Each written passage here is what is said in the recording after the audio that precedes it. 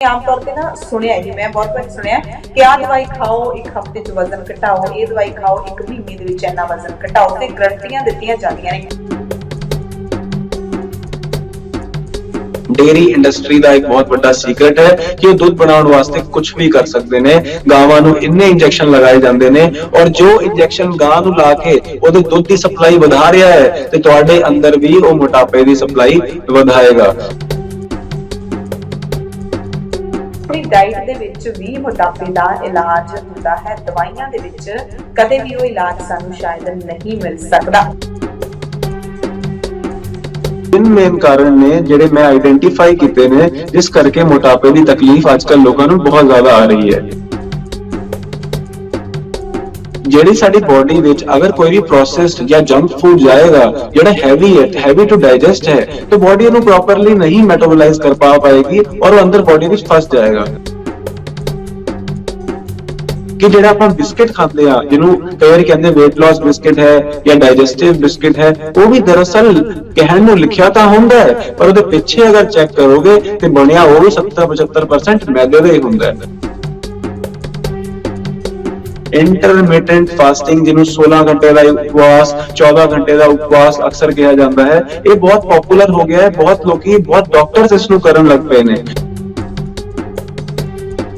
Extra body which growth हो रही है, उसदे विचों एनर्जी कटनी शुरू कर देती है, चर्बी नूं पिघलानी शुरू कर देती है, साडी स्किन नूं साफ करनी शुरू कर देती है। तो इसलिए साडी बॉडी विच ही एक सिस्टम बनया होया है जिहड़ा सानू वेट लॉस करन वास्ते हेल्प करेगा। फास्टिंग का जिहड़ा तरीका है मोटापा घटाउण दे लई वो कितना कारगर है, वो तुसीं दस दित्ता, पर ਉਹਦੇ नतीजे फिर किन्ने मतलब लॉस करते ने, इस बारे तुसीं थोड़ा जिहा डिटेल दे विच दस्सोगे? फास्टिंग अपने आप में एक अच्छी चीज है फॉर द टाइम बिंग अपने बॉडी को साफ करने वास्ते, लेकिन अगर सही तरीके नाल नहीं की जाए तो उसका नुकसान भी हो सकता है। एक महीने च एक मोटे इंसान का कितना वजन घट सकता है?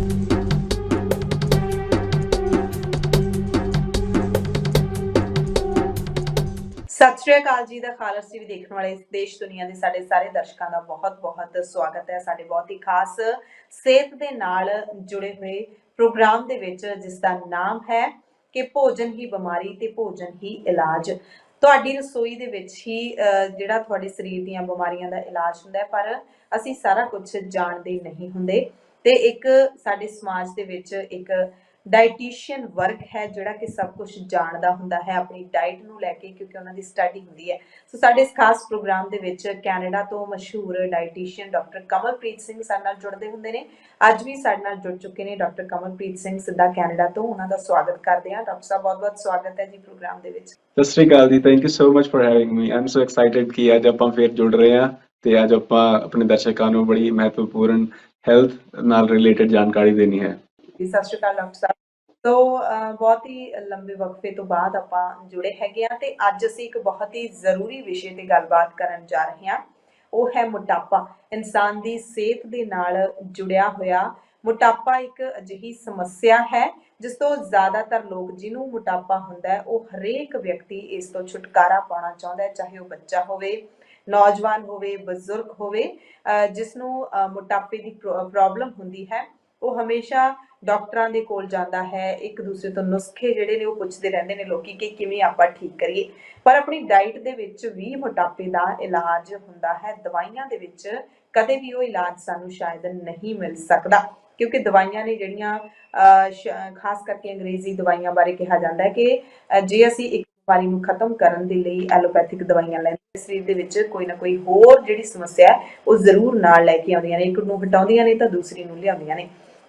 सो डॉक्टर कमलप्रीत जी, सब तो पहला जे मैं यह सवाल पूछा कि मोटापा इंसान दे शरीर दे विच हुंदा क्यों है, क्योंकि आम तौर ते मैं देखिया कि बहुत सारे लोग इहो जिहे हुंदे ने जिन्हां दी डाइट ना बहुत ही खराब हुंदी है ते ना ही बहुत ज्यादा हुंदी है, बहुत ही सादा भोजन खाण वाले हुंदे ने, फिर भी मोटापे दी बीमारी उन्हां नूं चंबड़ जांदी है। की कारण तुसीं मंनदे हो वख व्यक्तियां दे विच की मोटापे दे कारण वख-वख हुंदे ने? ਹਾਂਜੀ, ਸੋ ਜੇ ਆਪਾਂ ਇਨ ਜਨਰਲ ਗੱਲ ਕਰੀਏ, ਮੋਟਾਪਾ ਜਿਹੜਾ ਹੈ ਇੱਕ ਮੈਟਾਬੋਲਿਕ ਡਿਸਆਰਡਰ ਹੈ। ਮੈਟਾਬੋਲਿਕ ਡਿਸਆਰਡਰ ਯਾਨੀ ਕਿ ਤੁਹਾਡੇ ਸਰੀਰ ਦੇ ਵਿੱਚ ਜੋ ਚੀਜ਼ ਜਾ ਰਹੀ ਹੈ ਉਹ ਅੰਦਰ ਪ੍ਰੋਸੈਸਿੰਗ ਹੋਣ ਤੋਂ ਬਾਅਦ ਬਾਹਰ ਪ੍ਰੋਪਰਲੀ ਨਹੀਂ ਨਿਕਲ ਪਾ ਰਹੀ, ਜਾਂ ਫਿਰ ਅੰਦਰ ਪ੍ਰੋਪਰਲੀ ਉਹ ਹਜਮ ਹੀ ਨਹੀਂ ਹੋ ਪਾ ਰਹੀ। ਤਾਂ ਮੈਂ ਤੁਹਾਨੂੰ ਸਿੰਪਲ ਜਿਹਾ ਐਗਜ਼ਾਮਪਲ ਦਿੰਦਾ, ਬਹੁਤ ਸਿੰਪਲ। ਜਿਵੇਂ ਮੰਨ ਲਓ ਆਪਾਂ ਇੱਕ ਸੇਬ ਨੂੰ ਖਾਧਾ, ਹੁਣ ਉਹ ਸੇਬ ਖਾਧਾ ਤੇ ਅੰਦਰ ਜਾ ਕੇ ਉਹ ਪਹਿਲਾਂ ਸਾਡੇ ਪੇਟ ਵਿੱਚ ਜਾਏਗਾ, ਹਾਈਡਰੋਕਲੋਰਿਕ ਐਸਿਡ ਉਹਦੇ ਉੱਤੇ ਵਰਕ ਕਰੇਗਾ। ਉਸ ਤੋਂ ਬਾਅਦ ਉਹ ਸਾਡੀ ਆਂਤਾਂ ਵਿੱਚ ਜਾਏਗਾ, ਜਿੱਥੋਂ ਸਾਡੇ ਆਂਤਾਂ ਉਹਦੇ ਵਿੱਚ ਨਿਊਟ੍ਰੀਐਂਟਸ ਕਰਨਗੇ ਅਬਜ਼ੌਰਬ, ਜਿਵੇਂ vitamin A, B, C, D, ਜਾਂ ਫਿਰ ਮੈਗਨੀਸ਼ੀਅਮ, ਕਾਪਰ, ਮਾਈਕਰੋ ਨਿਊਟ੍ਰੀਐਂਟਸ ਹੋ ਗਏ। ਇਹ ਸਭ ਚੀਜ਼ਾਂ ਜੋ ਹੁਣ ਸਾਨੂੰ ਚਾਹੀਦੀਆਂ ਨੇ ਉਹ ਅਬਜ਼ੌਰਬ ਹੋ ਜਾਣਗੀਆਂ। ਹੁਣ ਹੋਏਗਾ ਕਿ ਉਹਦੇ ਵਿੱਚ ਕੁਝ ਥੋੜਾ ਬਹੁਤ ਵੇਸਟ ਪ੍ਰੋਡਕਟ ਵੀ ਹੈਗਾ ਜਿਹੜਾ ਬਾਡੀ ਤੋਂ ਬਾਹਰ ਨਿਕਲਣਾ ਚਾਹੀਦਾ ਹੈ, ਤੇ ਜੇ ਬਾਡੀ ਉਸਨੂੰ ਬਾਹਰ ਨਾ ਨਿਕਾਲੇ ਪ੍ਰੋਪਰਲੀ ਤੇ ਉਹ ਅੰਦਰ ਸਟੋਰ ਹੋਏਗਾ ਕਿਤੇ ਨਾ ਕਿਤੇ। ਪਰ ਵੈਸੇ ਮੈਂ ਐਗਜ਼ਾਮਪਲ ਦਿੱਤਾ ਹੈ ਸੇਬ ਦਾ, ਤੇ ਸੇਬ ਕਾਫੀ ਵਧੀਆ ਚੀਜ਼ ਹੁੰਦੀ ਹੈ, ਸੋ ਉਸ ਚੀਜ਼ ਨਾਲ ਸਾਡੀ ਬਾਡੀ ਵਿੱਚ ਜ਼ਿਆਦਾ ਵੇਸਟ ਇਕੱਠਾ ਨਹੀਂ ਹੁੰਦਾ। ਲੇਕਿਨ ਅਗਰ ਅਸੀਂ ਬਹੁਤ ਹੈਵੀ ਚੀਜ਼ਾਂ ਖਾਈਏ ਜਾਂ ਤਲੀਆਂ ਭੁਨੀਆਂ ਜੰਕ ਚੀਜ਼ਾਂ ਖਾਈਏ ਤੇ ਉਹ ਪ੍ਰੋਪਰਲੀ ਹਜਮ ਨਹੀਂ ਹੁੰਦੀਆਂ ਨੇ, ਤੇ ਉਹ ਵੇਸਟ ਸਾਡੀ ਬਾਡੀ ਦੇ ਅੰਦਰ ਹੀ ਰਹਿ ਜਾਂਦਾ ਹੈ। ਮੈਂ ਇੱਕ ਐਗਜ਼ਾਮਪਲ ਤੁਹਾਨੂੰ ਸਮਝਾਉਣਾ ਹੈਗਾ। ਜਿਵੇਂ ਮੰਨ ਲਓ ਅਸੀਂ ਕੋਈ ਅੱਗ ਬਾਲਣੀ ਹੈਗੀ ਹੈ, ਅੱਗ ਬਾਲਣ ਵਾਸਤੇ ਸਾਨੂੰ ਚਾਹੀਦੀਆਂ ਨੇ ਲੱਕੜਾਂ। ਹੁਣ ਉਹ ਜਿਹੜੀ ਲੱਕੜਾਂ ਵਿੱਚ ਜਦ ਅੱਗ ਲਾਵਾਂਗੇ ਤੇ ਉਹ ਹੀਟ ਨਿਕਲੇਗੀ, ਔਰ ਫਿਰ ਉਹ ਲੱਕੜਾਂ ਜਿਹੜੀਆਂ ਨੇ ਉਹ ਸੜ ਕੇ ਸੁਆਹ ਬਣ ਜਾਏਗੀ, ਰਾਖ ਬਣ ਜਾਏਗੀ। ਹੁਣ ਉਹ ਜਿਹੜੀ ਰਾਖ ਹੈ ਉਹ ਹੈ ਵੇਸਟ। ਇਸ ਵੇਸਟ ਨੂੰ ਸਾਨੂੰ ਸਿੱਟਣਾ ਪੈਣਾ ਹੈਗਾ, ਕਿਉਂਕਿ ਉਹ ਹੁਣ ਹੋਰ ਸਾਨੂੰ એનર્ਜੀ ਜਾਂ ਸਾਨੂੰ ਗਰਮੀ ਜਾਂ ਸਾਨੂੰ ਰੋਸ਼ਨੀ ਨਹੀਂ ਦੇ ਸਕਦਾ। ਇਸੇ ਤਰ੍ਹਾਂ ਸਾਡਾ ਜਿਹੜਾ ਭੋਜਨ ਹੈ ਉਹਦੇ ਵਿੱਚ ਕੁਝ ਪਾਰਟ ਹੈ ਜਿਹੜਾ ਸਾਡੀ ਬਾਡੀ ਨੂੰ ਚਾਹੀਦਾ ਹੈ ਇਨ ਦਾ ਫਾਰਮ ਆਫ ਨਿਊਟ੍ਰੀਐਂਟਸ, ਤੇ ਕੁਝ ਉਸਨੂੰ ਬਾਹਰ ਕੱਢਣਾ ਹੈਗਾ। ਜੇ ਉਹ ਬਾਹਰ ਨਹੀਂ ਨਿਕਲੇਗਾ ਤੇ ਉਹ ਅੰਦਰ ਚਰਬੀ ਦੇ ਰੂਪ ਵਿੱਚ ਸਟੋਰ ਹੁੰਦਾ ਜਾਏਗਾ। ਤੇ ਹੁਣ ਹੁੰਦਾ ਕੀ ਹੈ ਕਿ ਤਿੰਨ ਮੇਨ ਕਾਰਨ ਨੇ ਜਿਹੜੇ ਮੈਂ ਆਈਡੈਂਟੀਫਾਈ ਕੀਤੇ ਨੇ, ਜਿਸ ਕਰਕੇ ਮੋਟਾਪੇ ਦੀ ਤਕਲੀਫ ਅੱਜ ਕੱਲ ਲੋਕਾਂ ਨੂੰ ਬਹੁਤ ਜ਼ਿਆਦਾ ਆ ਰਹੀ ਹੈ। तो सब तो पहला कारण तो यह है कि रॉन्ग चॉइस ऑफ फूड, यानी कि जो ਅਸੀਂ ਫੂਡ ਖਾ ਰਹੇ ਹਾਂ ਉਹ ਰੋਂਗ ਚੋਇਸ ਹੈ, ਮਤਲਬ ਕਿ ਉਹ ਚੋਇਸ ਗਲਤ ਹੈ, ਉਹਦੇ ਕਰਕੇ ਸਾਨੂੰ ਮੋਟਾਪਾ ਆ ਰਿਹਾ ਹੈ। ਹੁਣ ਉਹ ਰੋਂਗ ਚੋਇਸ ਵਾਲੇ ਫੂਡ ਕੀ ਹੋ ਸਕਦੇ ਹੈ? ਹੋ ਸਕਦੇ ਹੈ ਮੈਦੇ ਦੇ ਬਣੇ ਹੋਏ ਚੀਜ਼ਾਂ, ਜੋ ਬਹੁਤ ਜ਼ਿਆਦਾ ਮੈਦੇ ਦੀ ਚੀਜ਼ਾਂ ਖਾਣੀਆਂ ਹੋ ਗਈਆਂ, ਜਾਂ ਫਿਰ ਤੁਸੀਂ ਕਹਿ ਲਓ ਬਾਹਰ ਦੀ ਚੀਜ਼ਾਂ ਖਾਣੀਆਂ ਹੋ ਗਈਆਂ ਜਿਹਦੇ ਵਿੱਚ ਤੇਲ ਬਹੁਤ ਜ਼ਿਆਦਾ ਪਿਆ ਹੋਇਆ ਹੈ, ਜਾਂ ਫਿਰ ਜਿਹੜੀ ਚੀਜ਼ਾਂ ਦੀ ਟੀਵੀ ਤੇ ਐਡ ਆਉਂਦੀ ਹੈ। ਜਿਹੜੀ ਵੀ ਚੀਜ਼ ਦੀ ਟੀਵੀ ਤੇ ਐਡ ਆਏਗੀ ਤੁਸੀਂ ਇਹ ਮੰਨ ਕੇ ਚੱਲੋ ਕਿ ਉਹ ਤੁਹਾਨੂੰ ਸਿਹਤ ਨਹੀਂ ਦੇਣ ਵਾਲੀ, ਔਰ ਮੋਟਾਪੇ ਵਰਗੀ ਪ੍ਰੋਬਲਮਸ, ਡਾਇਬੀਟੀਜ਼ ਵਰਗੀ ਪ੍ਰੋਬਲਮਸ ਇਹ ਤੁਹਾਨੂੰ ਕਾਜ਼ ਕਰਨਗੀਆਂ। ਸੋ ਇਹ ਤਾਂ ਹੋ ਗਿਆ ਇਨ ਸ਼ਾਰਟ, ਮੈਂ ਤੁਹਾਨੂੰ ਦੱਸ ਦਿੱਤਾ ਕਿ ਰੋਂਗ ਫੂਡ ਚੋਇਸਿਸ। ਔਰ ਸੈਕੰਡ ਜੋ ਟੌਪਿਕ ਹੈ ਜਿਹਦੇ ਕਰਕੇ ਸਾਨੂੰ ਮੋਟਾਪਾ ਆਉਂਦਾ ਹੈ ਉਹ ਹੈ ਓਵਰ ਈਟਿੰਗ, ਯਾਨੀ ਜ਼ਰੂਰਤ ਤੋਂ ਜ਼ਿਆਦਾ ਖਾਣਾ।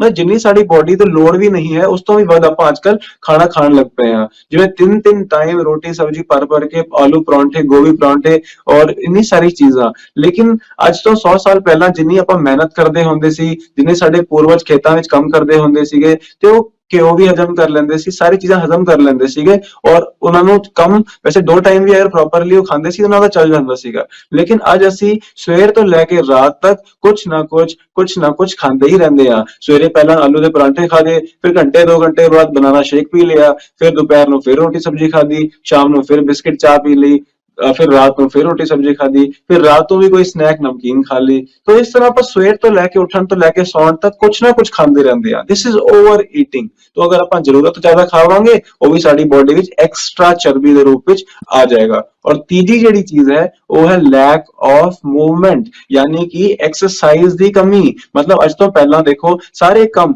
ਲੋਕਾਂ ਨੂੰ ਕਿਤੇ ਵੀ ਜਾਣਾ ਸੀਗਾ ਤੇ ਪੈਦਲ ਜਾਣਾ ਹੁੰਦਾ ਸੀਗਾ, ਔਰ ਸੀੜੀਆਂ ਚੜ੍ਹਨੀਆਂ ਪੈਂਦੀਆਂ ਸੀਗੀਆਂ। ਅੱਜ ਲਿਫਟਾਂ ਆ ਗਈਆਂ ਨੇ, ਕਾਰਾਂ ਆ ਗਈਆਂ ਨੇ, ਵਰਕ ਫਰੋਮ ਹੋਮ ਹੋ ਗਿਆ ਹੈ, ਤਾਂ ਫਿਜ਼ੀਕਲ ਬਾਡੀ ਦੀ ਮੂਵਮੈਂਟ ਜਿਹੜੀ ਹੈ ਆਲਮੋਸਟ ਨੈਗਲੀਜੀਬਲ ਹੋ ਗਈ ਹੈ। तो ਇਹਨਾਂ 3 ਕਾਰਨਾਂ ਕਰਕੇ ਸਾਡੀ ਬਾਡੀ ਵਿੱਚ ਜ਼ਿਆਦਾ ਸਮਾਨ ਜਾ ਰਿਹਾ ਹੈ ਔਰ ਉਸ ਤੋਂ ਘੱਟ ਬਾਹਰ ਨਿਕਲ ਰਿਹਾ ਹੈ। तो ਘੱਟ ਬਾਹਰ ਨਿਕਲੇਗਾ ਔਰ ਜ਼ਿਆਦਾ ਅੰਦਰ ਜਾਏਗਾ तो ਅੰਦਰ ਮੋਟਾਪਾ ਬਣਦਾ ਹੀ ਜਾਏਗਾ। ਬਿਲਕੁਲ ਬਿਲਕੁਲ। ਸੋ ਡਾਕਟਰ ਸਾਹਿਬ ਮੇਨ ਕਾਰਨ ਤਾਂ ਜਿਹੜੇ ਨੇ ਇਹੀ ਹੁੰਦੇ ਨੇ, ਤੇ ਜੇ ਆਪਾਂ ਇਹ ਚੀਜ਼ਾਂ ਨੂੰ ਹਟਾ ਦਈਏ ਤਾਂ ਸਮਝ ਲਓ ਕਿ ਆਪਾਂ ਜਿਹੜਾ ਹੈਗਾ ਮੋਟਾਪੇ ਤੋਂ ਬਚ ਜਾਵਾਂਗੇ। ਪਰ ਫਿਰ ਵੀ ਅਸੀਂ ਤੁਹਾਨੂੰ ਪੁੱਛਣਾ ਚਾਹੁੰਦੇ ਹਾਂ ਕਿ ਜੇ ਇਨਸਾਨ ਨੂੰ ਮੋਟਾਪਾ ਹੋ ਵੀ ਗਿਆ, ਕਿਉਂਕਿ ਜ਼ਾਹਿਰ ਤੌਰ ਤੇ ਹਰ ਕੋਈ ਇੰਨਾ ਧਿਆਨ ਆਪਣੀ ਸਿਹਤ ਦਾ ਨਹੀਂ ਰੱਖਦਾ, ਪਰ ਜਦੋਂ ਮੋਟਾਪਾ ਵੱਧਦਾ ਹੀ ਵੱਧਦਾ ਜਾਂਦਾ ਫਿਰ ਇਨਸਾਨ ਦੀ ਚਿੰਤਾ ਦਾ ਕਾਰਨ ਬਣ ਜਾਂਦਾ ਹੈ, ਤੇ ਫਿਰ ਉਹ ਕਾਰਨ ਲੱਭਦਾ ਹੈ, ਯਾਨੀ ਕਿ ਉਹਦੇ ਇਲਾਜ ਲੱਭਦਾ ਹੈ ਕਿ ਕਿਵੇਂ ਜਿਹੜਾ ਹੈਗਾ weight ਨੂੰ ਲੂਜ਼ ਕੀਤਾ ਜਾ ਸਕਦਾ ਹੈ। ਸੋ ਤੁਸੀਂ ਆਪਣੇ ਵੱਲੋਂ ਕੀ ਸੁਜੈਸਟ ਕਰੋਗੇ, ਕੀ ਸਲਾਹਾਂ ਦਿਓਗੇ ਕਿ ਕਿਵੇਂ ਭਾਰ ਨੂੰ ਘਟਾਇਆ ਜਾ ਸਕਦਾ? ਉਸ ਤੋਂ ਬਾਅਦ ਮੇਰੇ ਹੋਰ ਵੀ ਬਹੁਤ ਸਾਰੇ ਸਵਾਲ ਹੈਗੇ ਨੇ ਮੋਟਾਪੇ ਨੂੰ ਲੈ ਕੇ ਜਿਹੜੇ ਆਮ ਲੋਕਾਂ ਦੇ ਵਿੱਚ ਮੈਂ ਖੁਦ ਦੇਖੇ ਨੇ, ਖੁਦ ਸੁਣੇ ਨੇ, ਤੇ ਖੁਦ ਉਹਨਾਂ ਦੀਆਂ ਸਮੱਸਿਆਵਾਂ ਨੇ ਜਿਹੜੀਆਂ ਉਹ ਦੇਖੀਆਂ ਨੇ। ਕਿਉਂਕਿ ਲੋਕ ਬਹੁਤ ਸਾਰੇ ਤਰੀਕੇ ਆਪਣੇ ਵੱਲੋਂ ਵੀ ਅਪਣਾਉਂਦੇ ਨੇ, ਉਹਨਾਂ ਬਾਰੇ ਮੈਂ ਪੁੱਛਾਂਗੀ ਕਿ ਉਹ ਠੀਕ ਨੇ ਜਾਂ ਗਲਤ। ਪਰ ਪਹਿਲਾਂ ਤੁਸੀਂ ਦੱਸੋ ਕਿ ਕਿਵੇਂ ਮੋਟਾਪਾ ਘੱਟ ਕੀਤਾ ਜਾ ਸਕਦਾ ਹੈ ਡਾਈਟ ਦੇ ਨਾਲ? ਹਾਂਜੀ, ਸੋ ਜਿਵੇਂ ਆਪਾਂ ਹੁਣੇ ਡਿਸਕਸ ਕੀਤਾ ਕਿ ਕਾਰਨ ਕੀ ਨੇ, ਔਰ ਤੁਸੀਂ ਆਪ ਹੀ ਕਿਹਾ ਜੇ ਅਸੀਂ ਇਹਨਾਂ ਕਾਰਨਾਂ ਨੂੰ ਠੀਕ ਕਰ ਲਈਏ ਤੇ ਅਸੀਂ ਆਪਣੇ ਮੋਟਾਪੇ ਦੀ ਤਕਲੀਫ ਤੋਂ ਛੁਟਕਾਰਾ ਪ੍ਰਾਪਤ ਕਰ ਸਕਦੇ ਹਾਂ। ਤਾਂ ਜੇ ਅਸੀਂ ਆਪਣੀ ਫੂਡ ਚੋਇਸਿਸ ਨੂੰ ਕਰੈਕਟ ਕਰ ਲਈਏ, ਜੇ ਅਸੀਂ ਜਿੰਨੀ ਲੋੜ ਹੈ, ਭੁੱਖ ਹੈ, ਉਸ ਦੇ ਮੁਤਾबिक ਖਾਣਾ ਸ਼ੁਰੂ ਕਰ ਦਈਏ ਔਰ ਬੋਡੀ ਨੂੰ ਐਕਸਰਸਾਈਜ਼ ਕਰਾਣੀ ਸ਼ੁਰੂ ਕਰ ਦਈਏ, ਤਾਂ ਬਹੁਤ ਛੇਤੀ ਅਸੀਂ weight lose ਕਰ ਸਕਦੇ ਹਾਂ। ਉਹਦੇ ਪਿੱਛੇ ਮੈਂ ਤੁਹਾਨੂੰ ਸਾਇੰਸ ਥੋੜੀ ਜਿਹੀ ਦੱਸਣਾ ਚਾਹੁੰਦਾ ਹਾਂ ਕਿ ਜਿਹੜੇ ਰਾਈਟ ਫੂਡ ਚੋਇਸਿਸ ਹੈ, ਸਹੀ ਚੀਜ਼ ਖਾਣਾ ਉਹ ਕਿਉਂ ਜ਼ਰੂਰੀ ਹੈ। ਕਿਉਂਕਿ ਜਿਹੜੀ ਸਾਡੀ ਬੋਡੀ ਵਿੱਚ ਅਗਰ ਕੋਈ ਵੀ ਪ੍ਰੋਸੈਸਡ ਜਾਂ ਜੰਕ ਫੂਡ ਜਾਏਗਾ ਜਿਹੜਾ ਹੈਵੀ ਹੈ, ਹੈਵੀ ਟੂ ਡਾਈਜੈਸਟ ਹੈ, ਤਾਂ ਬੋਡੀ ਉਹਨੂੰ ਪ੍ਰੋਪਰਲੀ ਨਹੀਂ ਮੈਟਾਬੋਲਾਈਜ਼ ਕਰ ਪਾਏਗੀ ਔਰ ਉਹ ਅੰਦਰ ਬੋਡੀ ਵਿੱਚ ਫਸ ਜਾਏਗਾ। ਹੁਣ ਉਹ ਕਿਹੜੇ ਫੂਡਸ ਹੁੰਦੇ ਨੇ ਜਿਹੜੇ ਹਾਰਡ ਟੂ ਡਾਈਜੈਸਟ ਹੁੰਦੇ ਨੇ? ਉਹ ਹੁੰਦੇ ਨੇ ਜਿਹੜੇ ਫੈਕਟਰੀਆਂ ਵਿੱਚੋਂ ਰਿਫਾਈਨ ਹੋ ਕੇ ਨਿਕਲਦੇ ਨੇ, ਜਿਵੇਂ ਕਿ ਸਫੇਦ ਚੀਨੀ ਹੋ ਗਈ, ਮੈਦੇ ਦੀ ਚੀਜ਼ਾਂ ਹੋ ਗਈਆਂ, ਜਿਹੜੀ ਤਲੀਆਂ ਚੀਜ਼ਾਂ ਹੋ ਗਈਆਂ, ਔਰ ਇਸ ਤੋਂ ਇਲਾਵਾ ਪੀਜ਼ਾ, 버ਗਰ ਔਰ ਇਹ ਜੰਕ ਫੂਡ ਜਿਹੜੇ ਹੋ ਗਏ, ਇਹ ਸਾਰੀ ਚੀਜ਼ਾਂ ਬਹੁਤ ਹੀ ਰੋਂਗ ਫੂਡ ਚੋਇਸਿਸ ਹੈ। ਸੋ ਇਹ ਚੀਜ਼ਾਂ ਸਾਨੂੰ ਬਿਲਕੁਲ ਵੀ ਨਹੀਂ ਖਾਣੀਆਂ ਚਾਹੀਦੀਆਂ। ਇੱਥੋਂ ਤੱਕ ਕਿ ਜਿਹੜਾ ਆਪਾਂ ਬਿਸਕਿਟ ਖਾਂਦੇ ਆ, ਜਿਹਨੂੰ ਕਈ ਵਾਰੀ ਕਹਿੰਦੇ weight loss ਬਿਸਕਿਟ ਹੈ ਜਾਂ ਡਾਈਜੈਸਟਿਵ ਬਿਸਕਿਟ ਹੈ, ਉਹ ਵੀ ਦਰਅਸਲ ਕਹਿਣ ਨੂੰ ਲਿਖਿਆ ਤਾਂ ਹੁੰਦਾ ਹੈ, ਪਰ ਉਹਦੇ ਪਿੱਛੇ ਅਗਰ ਚੈੱਕ ਕਰੋਗੇ ਤੇ ਬਣਿਆ ਉਹ ਵੀ 70-75% ਮੈਦੇ ਦਾ ਹੀ ਹੁੰਦਾ ਹੈ, ਔਰ ਉਹਦੇ ਵਿੱਚ ਵੀ ਕਿਤੇ ਨਾ ਕਿਤੇ ਸ਼ੂਗਰ ਫ੍ਰੀ ਵਿੱਚ ਵੀ ਚੀਨੀ ਕੁਛ ਨਾ ਕੁਛ ਪਈ ਹੁੰਦੀ ਹੈ। ਔਰ ਅਗਰ ਮੰਨ ਲਓ ਚੀਨੀ ਨਾ ਹੋਵੇ ਤੇ ਕੋਈ ਆਰਟੀਫਿਸ਼ੀਅਲ ਸਵੀਟਨਰ ਪਾਇਆ ਜਾਂਦਾ ਹੈ, ਔਰ ਉਹ ਚੀਨੀ ਤੋਂ ਵੀ ਵੱਧ ਖਤਰਨਾਕ ਹੁੰਦਾ ਹੈ ਔਰ ਜ਼ਿਆਦਾ ਬਿਮਾਰੀਆਂ ਦੇ ਸਕਦਾ ਹੈ। तो इसलिए सानू अपनी फूड चॉइसेस ਨੂੰ ਕਰੈਕਟ ਕਰਨਾ ਪਏਗਾ। ਫਿਰ ਜਿਹੜੀ ਸੈਕੰਡ ਚੀਜ਼ ਹੈ ਕਿ ਫੂਡ ਚੋਇਸ ਸਾਡੀ ਕਰੈਕਟ ਹੈ ਕਿ ਨਹੀਂ ਹੈ, ਉਹਦੇ ਵਾਸਤੇ ਮੈਂ ਥੋੜਾ ਜਿਹਾ ਜਨਰਲ ਪ੍ਰਿੰਸੀਪਲ ਸਮਝਾ ਦਿੰਦਾ। ਕੋਈ ਵੀ ਚੀਜ਼ ਖਾਣ ਤੋਂ ਪਹਿਲਾਂ ਹਮੇਸ਼ਾ ਆਪਣੇ ਆਪ ਨੂੰ 3 ਸਵਾਲ ਪੁੱਛਿਆ ਕਰੋ, ਤਾਂ ਤੁਹਾਨੂੰ ਪਤਾ ਲੱਗ ਜਾਏਗਾ ਕਿ ਇਹ ਚੀਜ਼ ਤੁਹਾਨੂੰ ਮੋਟਾਪੇ ਵਿੱਚ ਮਦਦ ਕਰੇਗੀ ਕਿ ਨਹੀਂ ਕਰੇਗੀ, ਤੁਹਾਡਾ ਮੋਟਾਪਾ ਘਟਾਏਗੀ ਕਿ ਨਹੀਂ ਘਟਾਏਗੀ। ਤਾਂ ਪਹਿਲਾ ਸਵਾਲ ਤਾਂ ਇਹ ਹੈ ਕਿ ਜਿਹੜੀ ਚੀਜ਼ ਮੈਂ ਖਾਣ ਲੱਗਿਆ ਹਾਂ, ਕੀ ਇਹ ਫੈਕਟਰੀ ਵਿੱਚੋਂ ਪ੍ਰੋਸੈਸ ਹੋ ਕੇ ਆਇਆ ਹੈ ਜਾਂ ਫਿਰ ਇਹ ਕਿਸਾਨ ਨੇ ਆਪਣੇ ਜ਼ਮੀਨ ਤੇ ਉਗਾਇਆ ਹੈ। तो अगर किसान ने जमीन पे उगाया है, जिਵੇਂ कि मान लो सेब है, संतरा है, मौसमी है, पाइनएप्पल है, चीकू है, अंब है, ਤਾਂ ਇਹ ਸਾਰੇ ਸਿੱਧਾ ਉਹਦੇ ਗਾਰਡਨ ਵਿੱਚੋਂ, ਉਹਦੀ ਫੀਲਡ ਵਿੱਚੋਂ ਕਿਸਾਨ ਦੀ ਆ ਰਹੀਆਂ ਨੇ। ਤਾਂ ਇਹ ਚੀਜ਼ ਸਾਨੂੰ ਮੋਟਾਪਾ ਘਟਾਉਣ ਵਿੱਚ ਮਦਦ ਕਰਨਗੀਆਂ।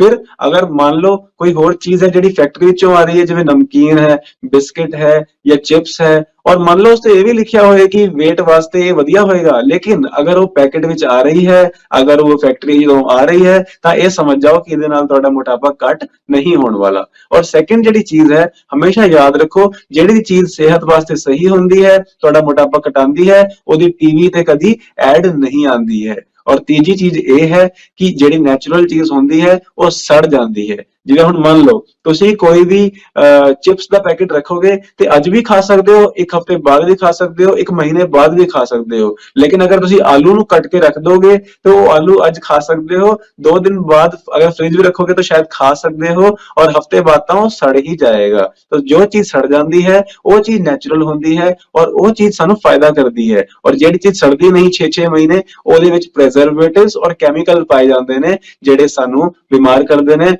मोटापा भी करते हैं। सो ये तो सानू अपने फूड विच ये चीज देखनी पड़ेगी। और सैकेंडली है कि खान पीन का टाइम सानू सैट करना पड़ेगा। ये नहीं कि सवेरे उठे फिर खा लिया, थोड़ी देर बाद फिर खा लिया, नहीं, सानू अपना टाइम फिक्स करना पड़ेगा। नाश्ता इन्ने बजे करना है, दोपहर की रोटी इन्ने बजे करनी है और रात की रोटी इन्ने बजे करनी है, और बिच बिच कुछ कुछ नमकीन बिस्किट ये चीज़ां खानियां सानू छड्डनियां पैणगियां। और एक आदत जो सारियां नू अपनी अपनाउणी चाहिदी है, वो है रात नू 7 बजे तो पहला पहला अपना डिनर कर लेना चाहिए है फिनिश। आजकल काफी साइंटिफिक जो स्टडीज ने या डॉक्टर्स नाल गलबात होंदी है, तो एक इंटरमिटेंट फास्टिंग जिन्हों 16 घंटे का उपवास, 14 घंटे का उपवास अक्सर कहा जाता है, ये बहुत पॉपुलर हो गया है। बहुत लोग, बहुत डॉक्टर्स इसनू करन लग पे ने।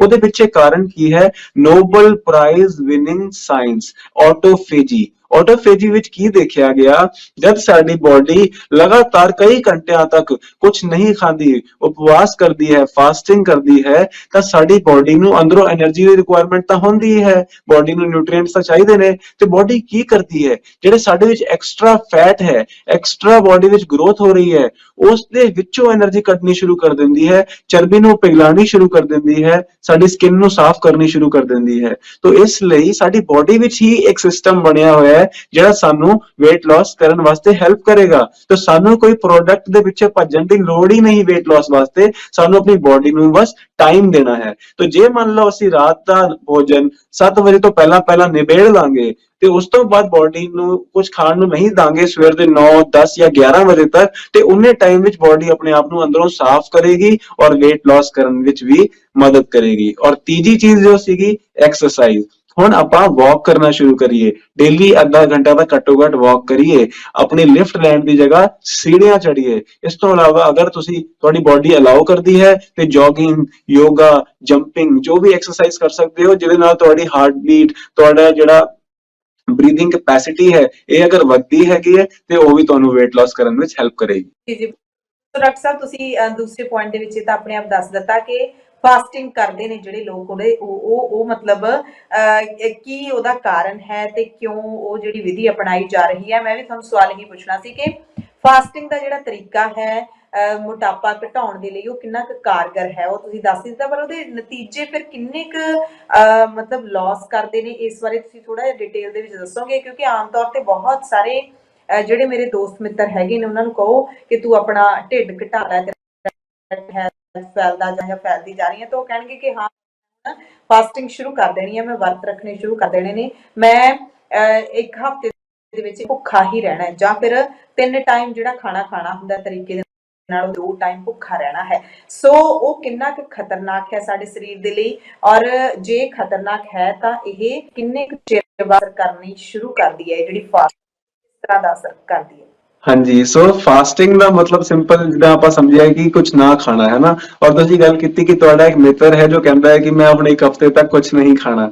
ਤਾਂ ਮੈਂ ਇੱਥੇ ਦੱਸਣਾ ਚਾਹੁੰਦਾ ਹਾਂ ਕਿ 1 ਹਫ਼ਤੇ ਤੱਕ ਕੁਝ ਨਾ ਖਾਣਾ ਇੱਕ ਆਪਣੇ ਆਪ ਵਿੱਚ ਇੱਕ ਛੋਟੀ ਤਪੱਸਿਆ ਹੀ ਹੈਗੀ ਹੈ। ਔਰ ਇਸ ਤਪੱਸਿਆ ਦੇ ਵਿੱਚ ਅਗਰ ਤੁਸੀਂ 1 ਹਫ਼ਤੇ ਤੱਕ ਕੁਝ ਨਹੀਂ ਖਾਓਗੇ, ਸਿਰਫ ਪਾਣੀ ਪੀਓਗੇ, ਤੁਸੀਂ ਐਕਸਪੈਕਟ ਕਰ ਸਕਦੇ ਹੋ ਤੁਹਾਡਾ ਵਜ਼ਨ ਜਿਹੜਾ ਹੈਗਾ 3 ਤੋਂ ਲੈ ਕੇ 4 ਕਿਲੋ ਤੱਕ ਘਟ ਸਕਦਾ ਹੈ ਔਨ ਐਨ ਐਵਰੇਜ। ਕਿਸੇ ਦਾ ਜ਼ਿਆਦਾ ਵੀ ਘਟ ਸਕਦਾ ਹੈ, ਕਿਸੇ ਦਾ ਘੱਟ ਵੀ ਘਟ ਸਕਦਾ ਹੈ, लेकिन 3-4 ਕਿਲੋ ਘਟਣ ਦੀ ਉਮੀਦ ਹੈਗੀ ਹੈ। ਕਿਉਂ? ਕਿਉਂਕਿ ਜੇ ਤੁਸੀਂ 1 ਹਫ਼ਤਾ ਕੁਝ ਨਹੀਂ ਖਾਦਾ ਤੇ ਬੋਡੀ ਨੂੰ ਹੁਣ એનર્ਜੀ ਤਾਂ ਚਾਹੀਦੀ ਹੈ ਤੇ ਬੋਡੀ ਆਪਣੇ ਚਰਬੀ ਵਿੱਚੋਂ ਹੀ એનર્ਜੀ ਕੱਢ ਕੇ ਉਸ ਨੂੰ ਯੂਜ਼ ਕਰਨਾ ਸ਼ੁਰੂ ਕਰ ਦੇਗੀ। ਐਜ਼ ਅ ਰਿਜ਼ਲਟ ਤੁਹਾਡਾ weight ਜਿਹੜਾ ਹੈ ਉਹ ਘਟਣਾ ਸ਼ੁਰੂ ਹੋ ਜਾਏਗਾ ਔਰ ਤੁਹਾਡੀ ਬੋਡੀ ਵਿੱਚ ਜਿਹੜਾ ਵੇਸਟ ਪਿਆ ਹੈ, ਕੁਝ ਵੇਸਟ ਦਾ ਵੀ ਵਜ਼ਨ ਘਟੇਗਾ। ਤਾਂ ਐਜ਼ ਅ ਰਿਜ਼ਲਟ ਤੁਹਾਡਾ weight ਤਾਂ ਘਟੇਗਾ। ਲੇਕਿਨ ਮੈਂ ਇੱਥੇ ਜੋ ਗੱਲ ਕਰਨੀ ਚਾਹੁੰਦਾ ਉਹ ਇਹ ਹੈ ਕਿ ਇਹ ਸੁਰੱਖਿਅਤ ਹੈ ਕਰਨਾ ਜਾਂ ਫਿਰ ਕੀ ਇਹਦੇ ਲੌਂਗ ਟਰਮ ਵਿੱਚ ਫਾਇਦੇ ਨੇ, ਉਹਨੂੰ ਸਮਝਣ ਵਾਸਤੇ ਸਾਨੂੰ ਕੁਝ ਪੁਆਇੰਟਸ ਤੇ ਧਿਆਨ ਦੇਣਾ ਪਏਗਾ। ਪਹਿਲਾ ਪੁਆਇੰਟ ਤਾਂ ਇਹ ਹੈ ਕਿ ਤੁਸੀਂ ਕਦੀ ਪਹਿਲਾਂ ਫਾਸਟਿੰਗ ਕੀਤੀ ਹੈ, ਕਿ ਤੁਹਾਨੂੰ ਇਸ ਦਾ ਐਕਸਪੀਰੀਅੰਸ ਹੈ,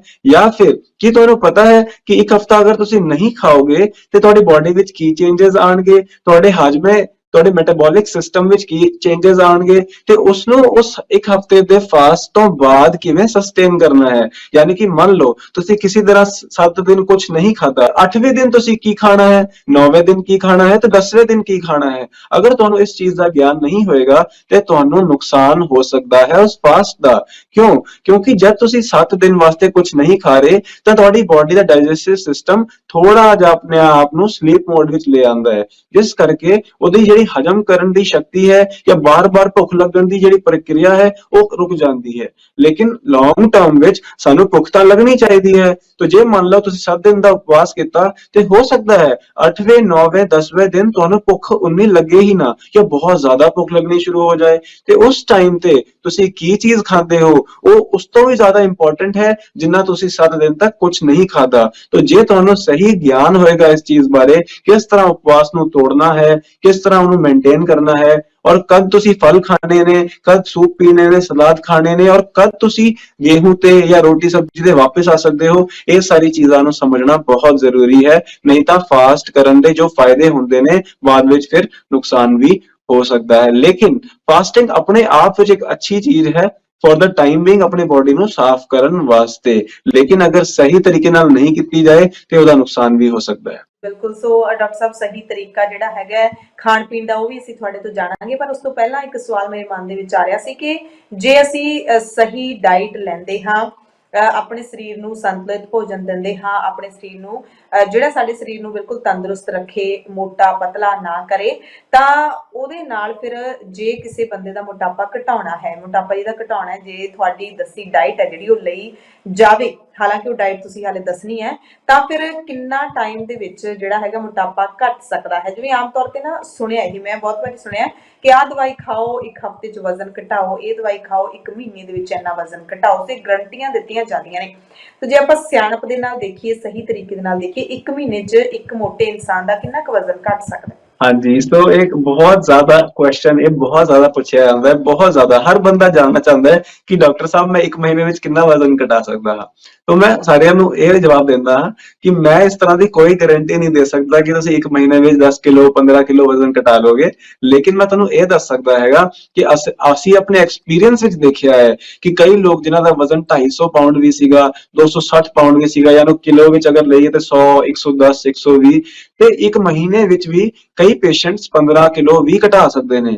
ਔਰ ਆਮ ਤੌਰ ਤੇ ਅਗਰ ਕਿਸੇ ਦਾ ਵਜ਼ਨ 100 ਤੋਂ ਉੱਤੇ ਹੈ ਤੇ 1 ਮਹੀਨੇ ਵਿੱਚ ਲਗਭਗ ਉਹ 10 ਕਿਲੋ ਤੱਕ ਵਜ਼ਨ ਘਟਾ ਸਕਦਾ ਹੈ। ਲੇਕਿਨ ਇਹ ਸਾਰਿਆਂ ਨਾਲ ਨਹੀਂ ਹੁੰਦਾ ਹੈਗਾ, it depends on patient to patient, case to case ਔਰ ਫੈਕਟਰਸ ਟੂ ਫੈਕਟਰਸ। ਜਿਵੇਂ ਕਿ ਹੁਣ ਕਿਹੜੇ ਫੈਕਟਰਸ ਹੋ ਸਕਦੇ ਨੇ ਜਿਸ ਤੇ ਡਿਪੈਂਡ ਕਰੇਗਾ ਕਿ ਤੁਸੀਂ ਕਿੰਨਾ weight ਘਟਾ ਪਾਓਗੇ। ਪਹਿਲੀ ਗੱਲ ਤਾਂ ਸਾਨੂੰ ਦੇਖਣੀ ਪਏਗੀ ਕਿ ਤੁਹਾਡਾ ਇਸ ਟਾਈਮ ਕਿੰਨਾ ਵਜ਼ਨ ਹੈਗਾ, ਤੁਹਾਡੀ ਬੋਡੀ ਵਿੱਚ ਚਰਬੀ ਜ਼ਿਆਦਾ ਹੈਗੀ ਜਾਂ ਹੱਡੀਆਂ ਦਾ ਵਜ਼ਨ ਜ਼ਿਆਦਾ ਹੈਗਾ।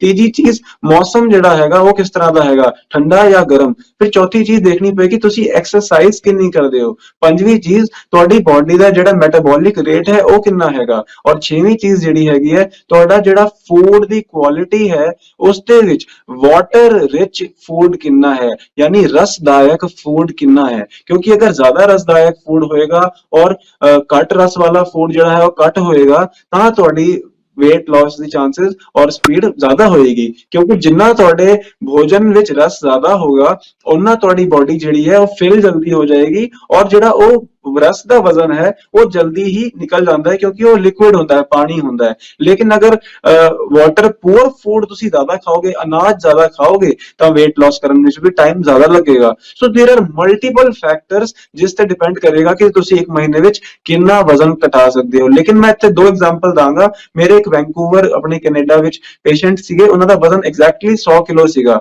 ਔਰ ਜਦ ਉਹਨਾਂ ਨੇ ਸਾਡੀ ਡਾਈਟ ਸ਼ੁਰੂ ਕੀਤੀ ਤਾਂ 1 ਮਹੀਨੇ ਵਿੱਚ ਹੀ ਉਹਨਾਂ ਨੇ 8-10 ਕਿਲੋ ਲੂਜ਼ ਕਰ ਲਿਆ ਸੀ। ਅਗਲੇ ਮਹੀਨੇ ਵਿੱਚ 4-5 ਕਿਲੋ ਲੂਜ਼ ਕਰ ਲਿਆ ਸੀਗਾ, ਔਰ ਧੀਰੇ-ਧੀਰੇ ਉਹ ਆਪਣੇ ਵਧੀਆ ਵਜ਼ਨ ਤੇ ਆ ਗਏ। ਇਸੇ ਤਰ੍ਹਾਂ ਸਾਡੇ ਇੰਡੀਆ ਵਿੱਚ ਕਿਡਨੀ ਦੇ ਪੇਸ਼ੈਂਟ ਸੀਗੇ ਜਿਨ੍ਹਾਂ ਨੂੰ ਕ੍ਰੀਏਟਿਨਾਈਨ ਦੀ ਪ੍ਰੋਬਲਮ ਸੀ, ਬੋਡੀ ਵਿੱਚ ਐਕਸੈਸ ਸੋਡੀਅਮ ਸੀਗਾ, ਤੇ ਉਹਨਾਂ ਦਾ ਵਜ਼ਨ 115 ਕਿਲੋ ਦੇ ਆਸ-ਪਾਸ ਸੀਗਾ, ਔਰ 3 ਮਹੀਨੇ ਵਿੱਚ ਉਹ 115 ਕਿਲੋ ਤੋਂ 90 ਕਿਲੋ ਤੱਕ ਪਹੁੰਚ ਗਏ ਸੀਗੇ। तो कहने का मतलब कि वेट लॉस होना बहुत मुश्किल नहीं है, वजन घटाना बहुत मुश्किल नहीं है, सिर्फ ते सिर्फ लोड़ है उन्हां कारणों ਨੂੰ कि भाई पहला तो खाना जो चीज खा रहे हैं वो सही होनी चाहिए है, और जरूरत तो वध नहीं खाना, और तीजी चीज है बॉडी ਨੂੰ मूवमेंट देनी है। तो ये चीजें करांगे वेट लॉस होना शुरू हो जाएगा। ਤੁਸੀਂ ਇਹ ਟੈਨਸ਼ਨ ਨਾ ਲਓ ਕਿ 1 ਮਹੀਨੇ ਵਿੱਚ ਕਿੰਨਾ ਘਟੇਗਾ, ਤੁਸੀਂ ਬਸ ਇਹ ਦੇਖੋ ਕਿ ਮੈਂ ਸਹੀ ਚੀਜ਼ ਖਾ ਰਿਹਾ, ਕਿ ਮੈਂ ਸਹੀ ਟਾਈਮ ਤੇ ਖਾ ਰਿਹਾ, ਕਿ ਮੈਂ ਐਕਸਰਸਾਈਜ਼ ਕਰ ਰਿਹਾ। ਜੇ ਤੁਸੀਂ ਆਪਣੇ ਵੱਲੋਂ ਕਰ ਰਹੇ ਹੋ ਤੇ ਬੋਡੀ ਆਪਣੇ ਆਪ ਤੁਹਾਨੂੰ ਆਪਣੀ ਸਪੀਡ ਤੇ ਰਿਜ਼ਲਟਸ ਦੇਣਾ ਸ਼ੁਰੂ ਕਰ ਦੇਗੀ। ਸੋ ਤੇ ਮੈਂ ਉਸ ਸਵਾਲ ਦਾ ਜਵਾਬ ਤੁਹਾਡੇ ਤੋਂ ਜ਼ਰੂਰ ਲੈਣਾ ਚਾਹਾਂਗੀ ਜਿਸ ਦੀ ਸਾਰੇ ਦਰਸ਼ਕਾਂ ਨੂੰ ਉਡੀਕ ਹੋਏਗੀ ਕਿ ਤੁਸੀਂ ਡਾਈਟੀਸ਼ੀਅਨ ਹੋਣ ਦੇ ਨਾਤੇ ਮੋਟਾਪਾ ਘਟਾਉਣ ਦੇ ਲਈ ਕੀ ਡਾਈਟ ਤੁਸੀਂ ਕਿਸ ਡਾਈਟ ਦੀ ਸਲਾਹ ਦਿੰਦੇ ਹੋ, ਕਿਹੜੇ ਭੋਜਨ ਦੀ ਤੁਸੀਂ ਸਲਾਹ ਦਿੰਦੇ ਹੋ ਸਵੇਰ ਤੋਂ ਲੈ ਕੇ ਸ਼ਾਮ ਤੱਕ ਇੱਕ ਮੋਟੇ ਇਨਸਾਨ ਦੇ ਲਈ ਮੋਟਾਪਾ ਘਟਾਉਣ ਵਾਸਤੇ। ਹਾਂਜੀ, ਸੋ ਜਿਵੇਂ ਡਾਈਟ ਐਂਡ ਨਿਊਟ੍ਰੀਸ਼ਨ ਜਿਹੜੀ ਫੀਲਡ ਹੈ ਇਹ ਇੱਕ ਵਾਸਟ ਫੀਲਡ ਹੈ, ਬਹੁਤ ਵੱਡੀ ਫੀਲਡ ਹੈ, ਇਹਦੇ ਵਿੱਚ ਸਪੈਸ਼ਲਾਈਜੇਸ਼ਨ ਚਾਹੀਦੀ ਹੁੰਦੀ ਹੈ। एंड हर बंदा जो है इस धरती ते थोड़ा थोड़ा वखरा ही रब ने बनाया है। हर किसी का रूटीन वखरा हैगा, स्केड्यूल वखरा है, बॉडी दी रिक्वायरमेंट्स वखरियां ने। तो डाइट प्लान भी जद असी किसी नूं पर्सनल कंसल्टेशन देंदे हां ते उहदे विच असी बहुत ही स्पैशलाइज बनांदे हां, बंदे दा रूटीन देख के, ओहदी खाण पीण दी आदतां देख के, ओहदी हिस्टरी देख के कि कोई बीमारी तां नहीं है। क्योंकि देखो जिहड़े थायराइड दे पेशेंट्स हुंदे ने ना उहनां विच वजन घटाना टाइम ज्यादा लग जांदा है, क्योंकि थायराइड दा जिहड़ा हार्मोन हुंदा है ओह वधिया हुंदा है, ओह that is related to growth hormone, ते उन्हां दा वजन अचानक तो ਵਧਣਾ शुरू हो जाता है, और वजन घटाउण विच भी आम इंसान दे मुकाबले टाइम ते मेहनत ज्यादा लगदी है। तो सानू ये सारी चीजां देखणियां पैंदियां ने कि भाई की केस हैगा, उस दे बेसिस ते पर्सनलाइज एक डाइट प्लान बनाया जांदा है। लेकिन अपना खालिस टीवी ਦੇ ਦਰਸ਼ਕਾਂ ਵਾਸਤੇ मैं हमेशा एक जेनरिक डाइट प्लान ਸਾਰਿਆਂ ਨੂੰ ਦੱਸਦਾ ਹਾਂ ਜੋ ਇੱਕ ਆਮ ਬੰਦਾ ਜੋ ਹੈ ਫੋਲੋ ਕਰ ਸਕਦਾ ਹੈ ਔਰ ਇੱਕ ਅੱਛੀ ਸਪੀਡ ਤੇ ਉਹਨੂੰ ਰਿਜ਼ਲਟਸ ਮਿਲਨੇ ਸ਼ੁਰੂ ਹੋ ਜਾਂਦੇ ਨੇ। ਚਾਹੇ ਅਸੀਂ ਪਿਛਲੇ ਸ਼ੋਜ਼ ਵਿੱਚ ਥਾਇਰਾਇਡ ਦਾ ਡਾਈਟ ਪਲਾਨ ਦੱਸਿਆ ਜਾਂ ਬੀਪੀ ਦਾ ਦੱਸਿਆ ਜਾਂ ਫਿਰ ਡਾਇਬੀਟੀਜ਼ ਦਾ ਦੱਸਿਆ ਤਾਂ ਉਹਦੇ ਨਾਲ ਵੀ ਲੋਕਾਂ ਨੂੰ ਬਹੁਤ ਫਾਇਦਾ ਮਿਲਿਆ ਔਰ ਮੈਨੂੰ ਮੈਸੇजेस ਵੀ ਆਉਂਦੇ ਨੇ ਤੇ ਹੁਣ ਤੱਕ ਮਤਲਬ ਕਿ ਕੋਈ ਨਾ ਕੋਈ ਮੈਸੇਜ ਆਇਆ ਹੁੰਦਾ ਹੈ ਕਿ ਮੈਂ ਖਾਲਿਸ ਟੀਵੀ ਤੇ ਤੁਹਾਡਾ ਸ਼ੋਅ ਦੇਖਿਆ ਸੀਗਾ ਤੇ ਮੈਨੂੰ ਦੱਸੋ ਕਿ ਮੈਨੂੰ ਇੱਕ ਇਹ ਸਵਾਲ ਸੀਗਾ ਉਹਦਾ ਜਵਾਬ ਦੇ ਦਿਓ। तो मतलब कि ਲੋਕੀ ਫੋਲੋ ਕਰ ਰਹੇ ਨੇ ਉਹਨਾਂ ਨੂੰ ਫਾਇਦਾ ਵੀ ਮਿਲ ਰਿਹਾ ਹੈ। ਤਾਂ ਹੁਣ ਆਪਾਂ ਗੱਲ ਕਰੀਏ ਕਿ weight loss ਵਾਸਤੇ ਜਿਹੜੀ ਡਾਈਟ ਹੈ ਉਹ ਕੌਣ-ਕੌਣ ਫੋਲੋ ਕਰ ਸਕਦਾ ਹੈ। ਜੋ ਮੈਂ ਅੱਜ ਤੁਹਾਨੂੰ ਡਾਈਟ ਦੱਸਣ ਲੱਗਿਆ ਹਾਂ ਇਹ ਡਾਈਟ ਉਹ ਲੋਕੀ ਫੋਲੋ ਕਰ ਸਕਦੇ ਨੇ ਜਿਨ੍ਹਾਂ ਦੀ ਉਮਰ 45 ਸਾਲਾਂ ਤੋਂ ਘੱਟ ਹੈਗੀ ਤੇ ਜਿਨ੍ਹਾਂ ਨੂੰ ਕੋਈ ਵੀ ਸਿਹਤ ਸਮੱਸਿਆ ਯਾਨੀ ਮੈਡੀਕਲ ਦੀ ਕੋਈ ਸਮੱਸਿਆ ਨਹੀਂ ਹੈਗੀ ਜਿਵੇਂ ਡਾਇਬੀਟੀਜ਼ ਬੀਪੀ ਥਾਇਰਾਇਡ ਜਾਂ ਪੀਸੀਓਐਸ ਕੋਈ ਇਸ ਤਰ੍ਹਾਂ ਦੀ ਸਮੱਸਿਆ ਨਹੀਂ ਹੈਗੀ ਤੁਸੀਂ ਸਿਰਫ ਮੋਟਾਪਾ ਘਟਾਉਣਾ ਚਾਹੁੰਦੇ ਹੋ ਤੇ ਤੁਹਾਡੀ ਉਮਰ 45 ਤੋਂ ਘੱਟ ਹੈ ਤਾਂ ਫਿਰ ਤੁਸੀਂ ਇਹ ਡਾਈਟ ਪਲਾਨ ਫੋਲੋ ਕਰ ਸਕਦੇ ਹੋ ਤੁਹਾਨੂੰ ਫਾਇਦਾ ਹੀ ਕਰੇਗੀ। ਮੈਂ ਕਿਉਂ ਕਹਿ ਰਿਹਾ ਹਾਂ ਕਿ ਕੁਝ ਲੋਕ ਹੋਣਗੇ ਜਿਨ੍ਹਾਂ ਦੀ ਉਮਰ 45 ਤੋਂ ਉੱਤੇ ਹੋਏਗੀ ਜਾਂ ਕੋਈ ਬਿਮਾਰੀ ਹੋਏਗੀ ਫਾਇਦਾ ਤਾਂ ਡਾਈਟ ਉਹਨਾਂ ਨੂੰ ਵੀ ਕਰੇਗੀ ਲੇਕਿਨ ਕਿਉਂਕਿ ਉਹਨਾਂ ਦਾ ਕੇਸ ਥੋੜਾ ਕੰਪਲੈਕਸ ਹੈ ਤੇ ਕਿਸੇ ਦੀ ਨਿਗਰਾਨੀ ਵਿੱਚ ਫੋਲੋ ਕਰਨਾ ਹਮੇਸ਼ਾ ਉਹਨਾਂ ਨੂੰ ਜ਼ਿਆਦਾ ਸੇਫ ਔਰ ਫਾਇਦੇਮੰਦ ਰਹਿੰਦਾ ਹੈ। ਸੋ ਆइए ਆਪਾਂ ਡਾਈਟ ਵਾਸਤੇ ਜਿਹੜੀ ਜਨਰਲ ਡਾਈਟ ਹੈ तो जनरल डाइट की पहली शुरुआत ਜਿਹੜੀ ਦਿਨ ਦੀ ਹੋਏਗੀ ਉਹ ਇੱਕ ਜੂਸ ਤੋਂ ਹੋਏਗੀ ਔਰ ਉਹ ਜੂਸ ਕਿਸ ਚੀਜ਼ ਦਾ ਹੋਏਗਾ ਕੋਈ ਵੀ ਗ੍ਰੀਨ ਵੈਜੀਟੇਬਲ ਦਾ ਗ੍ਰੀਨ ਵੈਜੀਟੇਬਲ ਜਿਵੇਂ ਕਿ ਖੀਰਾ ਹੋ ਸਕਦਾ ਹੈ ਉਹਦੇ ਵਿੱਚ ਪਾਲਕ ਪਾਈ ਜਾ ਸਕਦੀ ਹੈ ਉਹਦੇ ਵਿੱਚ ਧਨੀਆ ਤੇ ਪੁਦੀਨਾ ਪਾਇਆ ਜਾ ਸਕਦਾ ਹੈ ਤੇ ਐਂਡ ਵਿੱਚ ਉਹਦੇ ਵਿੱਚ ਸਵਾਦ ਬਣਾਉਣ ਵਾਸਤੇ ਸਿਰਫ ਸਵਾਦ ਬਣਾਉਣ ਵਾਸਤੇ ਥੋੜਾ ਜਿਹਾ ਉਹਦੇ ਵਿੱਚ ਅਸੀਂ ਸੇਬ ਕੱਟ ਕੇ ਪਾ ਸਕਦੇ ਹਾਂ। ਸੇਬ ਜਿਹੜਾ ਹੈਗਾ ਉਹ ਸਵਾਦ ਬਣਾਉਣ ਵਾਸਤੇ ਹੈ ਕਿਉਂਕਿ ਅਗਰ ਸੇਬ ਨਹੀਂ ਪਾਓਗੇ ਤੇ ਤੁਹਾਡੀ ਡਰਿੰਕ ਤਾਂ ਤਿਆਰ ਹੋ ਜਾਏਗੀ ਹੈਲਦੀ ਲੇਕਿਨ ਉਹਨੂੰ ਪੀਣ ਦਾ ਕਈ ਲੋਕਾਂ ਨੂੰ ਸ਼ਾਇਦ ਮਨ ਨਾ ਵੀ ਕਰੇ ਤਾਂ ਇਸ ਕਰਕੇ ਉਹ ਥੋੜਾ ਜਿਹਾ ਸੇਬ ਪਾ ਲੈਣਾ ਹੈ ਔਰ ਉਹਦੇ ਵਿੱਚ ਫਾਸਟਰ weight loss ਵਾਸਤੇ ਨਿੰਬੂ ਵੀ ਨਿਚੋੜ ਲੈਣਾ ਹੈਗਾ तो ਇਸ ਡਰਿੰਕ ਬਣਾ ਸਕੋ ਔਰ ਕਈ ਲੋਕੀ ਅਦਰਕ ਦਾ ਵੀ ਟੁਕੜਾ ਪਾਣਾ ਪਸੰਦ ਕਰਦੇ ਆ ਤਾਂ ਤੁਸੀਂ ਉਹ ਵੀ ਅਗਰ ਪਾਣਾ ਚਾਹੁੰਦੇ ਹੋ ਤਾਂ ਪਾ ਸਕਦੇ ਹੋ। ਇਹ ਤੁਹਾਡਾ ਸਵੇਰ ਦਾ ਮਾਰਨਿੰਗ ਡੀਟੌਕਸ ਜੂਸ ਹੈ ਔਰ ਜਦ ਤੁਹਾਡੀ ਬੋਡੀ ਵਿੱਚ ਅੰਦਰ ਜਾਏਗਾ ਤੇ ਤੁਹਾਡੀ ਸਫਾਈ ਕਰਨੀ ਸ਼ੁਰੂ ਕਰ ਦੇਗਾ। और एक चीज का ध्यान रखना है ਇਹ ਜੂਸ ਪੀਣ ਤੋਂ 2 ਘੰਟੇ ਤੱਕ ਕੁਝ ਨਹੀਂ ਖਾਣਾ ਕਿਉਂਕਿ ਜੂਸ ਨੂੰ ਟਾਈਮ ਚਾਹੀਦਾ ਹੈ ਸਫਾਈ ਕਰਨ ਵਾਸਤੇ। ਹੁਣ ਆਪਾਂ ਗੱਲ ਕਰੀਏ ਕਿ ਜੇ ਤੁਹਾਡੇ ਕੋਲ ਸਵੇਰੇ ਟਾਈਮ ਨਹੀਂ ਹੈ ਤੁਸੀਂ ਜੂਸ ਨਹੀਂ ਬਣਾ ਸਕਦੇ ਜਾਂ ਤੁਹਾਨੂੰ ਅਰਜੈਂਟ ਜਾਣਾ ਪੈ ਜਾਂਦਾ ਹੈ ਕਿਸੇ ਦਿਨ ਤਾਂ ਤੁਸੀਂ ਆਪਣੇ ਕੋਲ ਨਾਰੀਅਲ ਦੇ ਪਾਣੀ ਦੀ ਪੇਟੀ ਲੈ ਕੇ ਰੱਖੋ ਫਰੈਸ਼ ਨਾਰੀਅਲ ਪਾਣੀ ਦੀ ਪੇਟੀ ਲੈ ਕੇ ਰੱਖੋ। ਕਿਸੇ ਦਿਨ ਅਗਰ ਜਲਦੀਬਾਜ਼ੀ ਵਿੱਚ ਹੋ ਤਾਂ ਨਾਰੀਅਲ ਪਾਣੀ ਜੋ ਹੈ ਉਹ ਤੁਸੀਂ ਪੀ ਲਿਆ ਇੱਕ ਗਲਾਸ ਤੇ ਉਹ ਵੀ ਉਸੇ ਤਰ੍ਹਾਂ ਦਾ ਕੰਮ ਕਰੇਗਾ ਜਿਸ ਤਰ੍ਹਾਂ ਤੁਹਾਡਾ ਗ੍ਰੀਨ ਜੂਸ ਕਰਦਾ ਹੈ ਤੇ ਇਹ ਸਾਡੀ ਮਾਰਨਿੰਗ ਦੀ ਸ਼ੁਰੂਆਤ ਹੋ ਗਈ। ਜੀ ਬਿਲਕੁਲ। ਸੋ ਡਾਕਟਰ ਸਾਹਿਬ ਸ਼ੁਰੂਆਤ ਤਾਂ ਤੁਸੀਂ ਦੱਸ ਦਿੱਤੀ ਹੈ ਉਸ ਤੋਂ ਬਾਅਦ ਮਤਲਬ ਹੁਣ ਸਾਰੇ ਸੋਚ ਰਹੇ ਹੋਣੇ ਕਿ ਕੀ ਬ੍ਰੇਕਫਾਸਟ ਨਹੀਂ ਕਰਨਾ ਸਵੇਰ ਦੀ ਜਿਹੜੀ ਸ਼ੁਰੂਆਤ ਹੈ ਉਹ ਇਸ ਤੋਂ ਕਦੋਂ ਖਾਣਾ ਹੈ ਤੇ ਕੀ ਖਾਣਾ ਹੈ। हाँ जी सो ब्रेकफास्ट कदों खाना है और की खाना है दोवें बड़े इंपॉर्टेंट सवाल ने। पहली गल कदों खाना है टाइमिंग की रखी है ब्रेकफास्ट दी देखो जिवें ਅਸੀਂ ਗੱਲ ਕੀਤੀ ਸੀ ਇੰਟਰਮਿਟੈਂਟ ਫਾਸਟਿੰਗ ਦੀ ਕਿ ਮਤਲਬ ਕਿ ਰਾਤ ਨੂੰ 16 घंटे या 14 घंटे ਦਾ ਆਪਾਂ ਉਪਵਾਸ ਕਰ ਰਹੇ ਹਾਂ ਤਾਂ ਜਿਸ ਦਾ ਵਜ਼ਨ ਜ਼ਿਆਦਾ ਹੈ ਔਰ ਜਲਦੀ weight loss ਕਰਨਾ ਚਾਹੁੰਦਾ ਹੈ ਤੇ ਉਹਨੂੰ ਰਾਤ ਦਾ ਜਿਹੜਾ ਇੰਟਰਮਿਟੈਂਟ पीरियड हैगा उसका टाइम बढ़ाना पड़ेगा यानी कि 16 घंटे तक कुछ नहीं खाना और 8 घंटे के अंदर सब कुछ खा लेना हैगा। तो यानी कि सवेरे 10 बजे अगर तुसी नाश्ता करते हो तो ਤੁਹਾਡਾ डिनर ਜਿਹੜਾ है 6 बजे तक हो जाना चाहिए है लेकिन अगर तुसी डिनर 7 बजे तक करना चाहते हो तो नाश्ता ਤੁਹਾਨੂੰ 11 बजे करना पड़ेगा। सो तुसी आप देखो कि ਤੁਹਾਡਾ डिनर ਦਾ ਕੀ टाइम है 6 बजे या 7 बजे। अगर 6 बजे है तो तुसी 10 बजे नाश्ता कर सकते हो अगर 7 बजे है तो 11 बजे नाश्ता कर सकते हो। तो ਆਪਾਂ ਲੈ ਕੇ ਚੱਲਦੇ ਹਾਂ ਐਗਜ਼ਾਮਪਲ 11 ਵਜੇ ਦੀ ਤੁਸੀਂ ਆਪਣਾ ਨਾਸ਼ਤਾ ਕਰਨਾ ਹੈ ਲਗਭਗ 10 ਤੋਂ 11 ਵਜੇ ਦੇ ਵਿਚਕਾਰ ਔਰ ਉਸ ਦੇ ਵਿੱਚ ਕੀ ਚੀਜ਼ਾਂ ਖਾਣੀਆਂ ਨੇ ਜਿਵੇਂ ਆਪਾਂ ਗੱਲ ਕੀਤੀ ਸੀ right quality of food right choice of food की है ਤੁਹਾਡੇ ਵਾਸਤੇ ਰਸਦਾਇਕ ਪਦਾਰਥਾਂ ਨੂੰ ਖਾਣਾ ਜਿਹਦੇ ਵਿੱਚ ਬਹੁਤ ਸਾਰਾ ਰਸ ਹੈ ਪਾਣੀ ਬਹੁਤ ਜ਼ਿਆਦਾ ਹੈ। ਹੁਣ ਕਿਹੜੀਆਂ ਚੀਜ਼ਾਂ ਨੇ ਜਿਹਦੇ ਵਿੱਚ ਪਾਣੀ ਬਹੁਤ ਜ਼ਿਆਦਾ ਹੈ ਉਹ ਹੈ ਰਸਦਾਇਕ ਫਲ। ਫਲਾਂ ਦੇ ਵਿੱਚ ਬਹੁਤ ਜ਼ਿਆਦਾ ਰਸ ਔਰ ਵਾਟਰ ਕੰਟੈਂਟ ਹੁੰਦਾ ਹੈ ਜਿਵੇਂ ਕਿ ਸਟ੍ਰਾਬੇਰੀ ਹੋ ਗਈ ਉਹਦੇ ਵਿੱਚ 80% ਤੱਕ ਲਗਭਗ ਕਿਹਾ ਜਾਂਦਾ ਹੈ ਕਿ ਵਾਟਰ ਹੀ ਹੁੰਦਾ ਹੈ। ਇਸੇ ਤਰ੍ਹਾਂ ਤਰਬੂਜ ਹੋ ਗਿਆ ਉਹਦਾ ਤਾਂ ਨਾਮ ਹੀ ਵਾਟਰਮੈਲਨ ਹੈ 90% ਤੱਕ ਲਗਭਗ ਉਹਦੇ ਵਿੱਚ ਪਾਣੀ ਹੀ ਹੁੰਦਾ ਹੈ। ਸੋ ਤੁਸੀਂ ਕਰਨਾ ਕੀ ਹੈ ਘੱਟ ਨਹੀਂ ਖਾਣਾ ਜਿੰਨੀ ਭੁੱਖ ਲੱਗੇ ਓਨਾ ਖਾਣਾ ਹੈ, ਲੇਕਿਨ ਖਾਣਾ ਹੈ ਸਿਰਫ ਫਲ। तो 3-4 ਤਰ੍ਹਾਂ ਦੇ ਕੋਈ ਵੀ ਫਲ ਤੁਹਾਡੇ ਮਨਪਸੰਦ ਹੋਣ, ਚਾਹੇ ਸਸਤੇ ਹੋਣ, ਸੀਜ਼ਨ ਵਿੱਚ ਹੋਣ, ਤੁਸੀਂ ਉਹ ਚੂਜ਼ ਕਰ ਲੈਣੇ ਨੇ ਔਰ ਇੱਕ ਵਧੀਆ ਬੋਲ ਬਣਾ ਕੇ ਘੱਟ ਤੋਂ ਘੱਟ ਅੱਧਾ ਕਿਲੋ ਫਲ ਜਿਹੜਾ ਹੈ ਜ਼ਰੂਰ ਖਾਣਾ ਹੈ ਔਰ ਵੱਧ ਤੋਂ ਵੱਧ ਜਿੰਨਾ ਖਾਣਾ ਚਾਹੋ ਖਾ ਸਕਦੇ ਹੋ। तो ਉਹਦੇ ਵਿੱਚ ਕੋਈ ਲਿਮਿਟ ਨਹੀਂ ਹੈ, ਬਸ ਇੱਕ ਟਾਈਮ ਬੈਠ ਕੇ ਜਿੰਨਾ ਖਾਣਾ ਗਿਆ ਉਨਾ ਖਾ ਸਕਦੇ ਹੋ ਔਰ 11 ਵਜੇ ਦੇ ਆਸ-ਪਾਸ। ਸੋ ਡਾਕਟਰ ਸਾਹਿਬ ਉਸ ਤੋਂ ਬਾਅਦ ਫਿਰ ਆਪਾਂ ਅੱਗੇ ਵੀ ਚੱਲੀਏ, ਦੁਪਹਿਰ ਨੂੰ ਕੀ ਖਾਣਾ ਹੈ ਤੇ ਸ਼ਾਮ ਨੂੰ ਤੇ ਫਿਰ ਉਸ ਤੋਂ ਬਾਅਦ ਰਾਤ ਨੂੰ ਕੀ ਖਾਣਾ ਹੈ, ਸੌਣ ਤੱਕ ਦਾ ਜਿਹੜਾ ਕੀ ਡਾਈਟ ਤੁਸੀਂ ਦੱਸਦੇ ਹੋ। ਹਾਂਜੀ, ਸੋ ਦੁਪਹਿਰ ਦਾ ਭੋਜਨ ਵੀ ਤੁਸੀਂ ਕਰ ਸਕਦੇ ਹੋ ਔਰ ਰਾਤ ਦਾ ਭੋਜਨ ਵੀ ਕਰ ਸਕਦੇ ਹੋ। ਜ਼ਰੂਰੀ ਨਹੀਂ ਹੈ ਕਿ ਤੁਹਾਨੂੰ ਭੋਜਨ ਛੱਡ ਕੇ ਹੀ weight loss ਕਰਨਾ ਹੈ। ਤਾਂ ਹੁਣ ਇੱਥੇ ਤੁਹਾਡੇ ਕੋਲ ਦੋ ਆਪਸ਼ਨਸ ਨੇ ਜੋ ਤੁਸੀਂ ਫੋਲੋ ਕਰ ਸਕਦੇ ਹੋ। ਦਿਨ ਵਿੱਚ ਇੱਕ ਹੈਵੀ ਮੀਲ ਜਿਹੜਾ ਹੈ ਨਾ, ਭਾਰੀ ਭੋਜਨ, ਉਹ ਸਿਰਫ ਇੱਕ ਟਾਈਮ ਕਰਨਾ ਹੈ। ਤਾਂ ਜਾਂ ਤਾਂ ਆਪਾਂ ਉਹਨੂੰ ਦੁਪਹਿਰ ਨੂੰ ਕਰ ਸਕਦੇ ਹਾਂ ਲੰਚ ਵਿੱਚ, ਜਾਂ ਆਪਾਂ ਉਹਨੂੰ ਰਾਤ ਵਿੱਚ ਕਰ ਸਕਦੇ ਹਾਂ ਡਿਨਰ ਵਿੱਚ। ਤਾਂ ਤੁਸੀਂ ਆਪ ਸੋਚੋ ਕਿ ਕਿਸ ਟਾਈਮ ਤੁਹਾਨੂੰ ਹੈਵੀ ਭੋਜਨ ਕਰਨਾ ਜ਼ਿਆਦਾ ਸੂਟ ਕਰਦਾ ਹੈ। ਕੀ ਤੁਸੀਂ ਦੁਪਹਿਰ ਵਿੱਚ ਭਾਰੀ ਭੋਜਨ ਖਾ ਕੇ ਖੁਸ਼ ਹੋ ਜਾਂ ਰਾਤ ਨੂੰ ਭਾਰੀ ਭੋਜਨ ਕਰਕੇ ਖੁਸ਼ ਹੋ। तो ਜੇ ਤੁਸੀਂ ਦੁਪਹਿਰ ਨੂੰ ਭਾਰੀ ਭੋਜਨ ਕਰਨਾ ਚਾਹੁੰਦੇ ਹੋ ਤਾਂ ਤੁਸੀਂ ਦੁਪਹਿਰ ਨੂੰ ਕੀ ਲੈ ਸਕਦੇ ਹੋ, ਰੋਟੀ ਸਬਜ਼ੀ, ਦਾਲ ਚਾਵਲ, ਸਬਜ਼ੀ ਚਾਵਲ, ਜੋ ਵੀ ਆਮ ਘਰ ਵਿੱਚ ਖਾਣਾ ਬਣਦਾ ਹੈ ਉਹੀ ਤੁਸੀਂ ਖਾਣਾ ਹੈ। ਬਸ ਉਹਦੇ ਵਿੱਚ ਧਿਆਨ ਇਹ ਰੱਖਣਾ ਹੈਗਾ ਕਿ ਕਿਸੇ ਵੀ ਤਰ੍ਹਾਂ ਦਾ ਤੇਲ ਨਹੀਂ ਪੈਣਾ ਚਾਹੀਦਾ, ਉਹਦੇ ਵਿੱਚ ਘੀ, ਮੱਖਣ, ਪਨੀਰ, ਦੁੱਧ, ਦਹੀਂ ਇਹ ਚੀਜ਼ਾਂ ਨਹੀਂ ਪੈਣੀਆਂ ਚਾਹੀਦੀਆਂ ਨੇ। ਇਸ ਤੋਂ ਇਲਾਵਾ ਉਹਦੇ ਵਿੱਚ ਤੜਕਾ ਨਹੀਂ ਲਗਾਉਣਾ ਹੈਗਾ ਔਰ ਉਸ ਨੂੰ ਸਿੰਪਲ ਤਰੀਕੇ ਦੇ ਨਾਲ ਹੀ ਬਣਾਉਣਾ ਹੈਗਾ। ਹੁਣ ਤੁਸੀਂ ਕਹੋਗੇ ਦੁੱਧ, ਘੀ, ਮੱਖਣ, ਪਨੀਰ ਕਿਉਂ ਨਹੀਂ ਲੈਣਾ ਹੈਗਾ? ਉਹਦਾ ਕਾਰਨ ਇਹ ਹੈਗਾ, ਪਹਿਲੀ ਗੱਲ ਤਾਂ ਇਹ ਪੋਸ਼ਣ ਦੇਣ ਵਾਲਾ ਫੂਡ ਹੈ, ਬਿਲਡਿੰਗ ਵਾਲਾ ਫੂਡ ਹੈ, ਇਹ ਹੀਲਿੰਗ ਫੂਡ ਨਹੀਂ ਹੈਗਾ। ਇਨ ਦਾ ਸੈਂਸ ਕਿ ਅੱਜ ਕੱਲ ਜਿਸ ਤਰ੍ਹਾਂ ਦਾ ਮਾਰਕੀਟ ਵਿੱਚ ਦੁੱਧ, ਦਹੀਂ, ਮੱਖਣ, ਪਨੀਰ ਕੁਆਲਿਟੀ ਜਿਹੜੀ ਆ ਰਹੀ ਹੈ ਉਹ ਉਨੀ ਵਧੀਆ ਹੈ ਨਹੀਂ ਜਿੰਨੀ ਪਹਿਲਾਂ ਹੋਇਆ ਕਰਦੀ ਸੀ। ਅੱਜ ਦਾ ਦੁੱਧ ਜਿਹੜਾ ਹੈਗਾ ਉਹਦੇ ਵਿੱਚ ਬਹੁਤ ਜ਼ਿਆਦਾ ਮਿਲਾਵਟ ਹੈ ਔਰ ਜਦ ਮੈਂ ਮਿਲਾਵਟ ਦੀ ਗੱਲ ਕਰਦਾ ਹਾਂ ਤੇ ਸਿਰਫ ਪਾਣੀ ਦੀ ਮਿਲਾਵਟ ਨਹੀਂ, ਉਹਦੇ ਵਿੱਚ ਡਿਟਰਜੈਂਟ ਹੋ ਸਕਦਾ ਹੈ, ਉਹਦੇ ਵਿੱਚ ਕੌਸਟਿਕ ਸੋਡਾ ਹੋ ਸਕਦਾ ਹੈ, ਉਹਦੇ ਵਿੱਚ ਵਾਈਟ ਪੇਂਟ ਹੋ ਸਕਦਾ ਹੈ, ਉਹਦੇ ਵਿੱਚ ਰਿਫਾਈਨਡ ਆਇਲ ਹੋ ਸਕਦਾ ਹੈ ਔਰ ਕਿਸ ਤਰ੍ਹਾਂ ਉਹ ਦੁੱਧ ਬਣਾਇਆ ਗਿਆ ਹੈ ਕਿਸੇ ਨੂੰ ਨਹੀਂ ਪਤਾ। ਸਿਰਫ ਉਹ ਪੈਕੇਟ ਵਿੱਚ ਆ ਜਾਂਦਾ ਹੈ ਤੇ ਸਾਨੂੰ ਲੱਗਦਾ ਹੈ ਕਿ ਇਹ ਸਹੀ ਹੋਏਗਾ, ਲੇਕਿਨ ਡੇਰੀ ਇੰਡਸਟਰੀ ਦਾ ਇੱਕ ਬਹੁਤ ਵੱਡਾ ਸੀਕ੍ਰੇਟ ਹੈ ਕਿ ਉਹ ਦੁੱਧ ਬਣਾਉਣ ਵਾਸਤੇ ਕੁਝ ਵੀ ਕਰ ਸਕਦੇ ਨੇ। ਗਾਵਾਂ ਨੂੰ ਇੰਨੇ ਇੰਜੈਕਸ਼ਨ ਲਗਾਏ ਜਾਂਦੇ ਨੇ ਔਰ ਜੋ ਇੰਜੈਕਸ਼ਨ ਗਾਂ ਨੂੰ ਲਾ ਕੇ ਉਹਦੇ ਦੁੱਧ ਦੀ ਸਪਲਾਈ ਵਧਾ ਰਿਹਾ ਹੈ ਤੇ ਤੁਹਾਡੇ ਅੰਦਰ ਵੀ ਉਹ ਮੋਟਾਪੇ ਦੀ ਸਪਲਾਈ ਵਧਾਏਗਾ। ਸੋ ਤੁਸੀਂ ਦੁੱਧ, ਦਹੀਂ, ਮੱਖਣ, ਘਿਓ, ਪਨੀਰ ਇਹਨਾਂ ਚੀਜ਼ਾਂ ਤੋਂ ਜਦ ਤੱਕ ਤੁਸੀਂ ਆਪਣਾ weight ਨਹੀਂ ਲਾਸ ਕਰ ਲੈਂਦੇ ਇਹਨਾਂ ਚੀਜ਼ਾਂ ਨੂੰ ਨਾ ਲਵੋ। ਤੇਲ ਨੂੰ ਬੰਦ ਕਰ ਦਵੋ ਔਰ ਜੋ ਬਾਕੀ ਮਸਾਲੇ ਨੇ, ਨਮਕ ਵਗੈਰਾ, ਉਹ ਤੁਸੀਂ ਪਾ ਸਕਦੇ ਹੋ। ਵਧੀਆ ਭੋਜਨ ਬਣਾਓ, ਸਵਾਦ ਬਣਾਓ ਜਿੰਨਾ ਬਣਾ ਸਕਦੇ ਹੋ, ਪਰ ਬਿਨਾ ਤੇਲ ਤੋਂ ਔਰ ਬਿਨਾ ਘਿਓ ਤੋਂ। ਹੁਣ ਤੁਸੀਂ ਕਹੋਗੇ ਕਿ ਫਿਰ ਬਣਾਈਏ ਕਿੱਦਾਂ ਸਵਾਦ ਬਣੂਗੀ? ਤੇ ਉਹਦੇ ਵਾਸਤੇ ਸਾਨੂੰ ਰੈਸਿਪੀਜ਼ ਚਾਹੀਦੀਆਂ ਹੁੰਦੀਆਂ ਨੇ।